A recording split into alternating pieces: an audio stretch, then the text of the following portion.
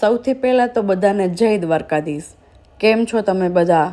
અને welcome to my new vlog. તમે જોઈ શકો છો કે આ વાના રસમનું ડેકોરેશન છે.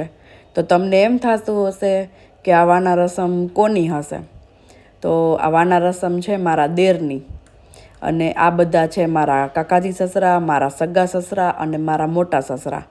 મોટા ભાભુ, એનાથી નાના ભાભુ, મારા સાસુ અને મારા કાકીજી સાસુ.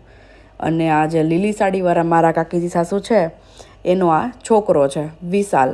એની આજે વાના રસમ છે.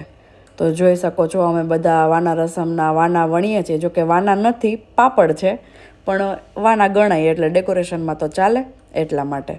આ બધા છે અમારા ઘરના વહુ, એટલે કે મારા કાકીજી સાસુ, મારા મોટા સાસુ, મારા સાસુ. સામે બે ઘંટુલા પાસે બેઠા છે ને મારા ફઈજી છે, અને આ છે વિશાલ.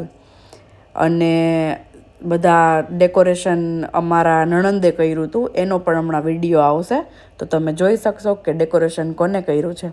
અને જો તમારે આવું ડેકોરેશન કરાવવું હોય ને તો કોન્ટેક કરજો મારો, હું તમને એના નંબર આપીશ. અને જુઓ, આ છીએ અમે બધી દેરાણી જેઠાણી.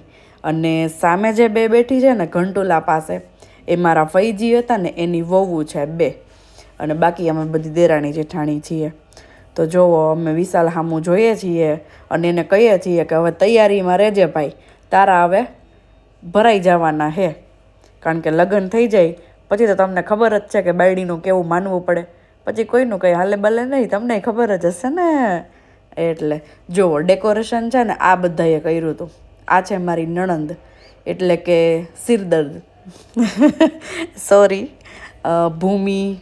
પછી અમારે પ્રિયંકાબેન ઉર્ફે બબુ, અને ગોપીબેન એટલે કે પાણીપુરી, અને રીમાબેન એટલે કે જાડુ.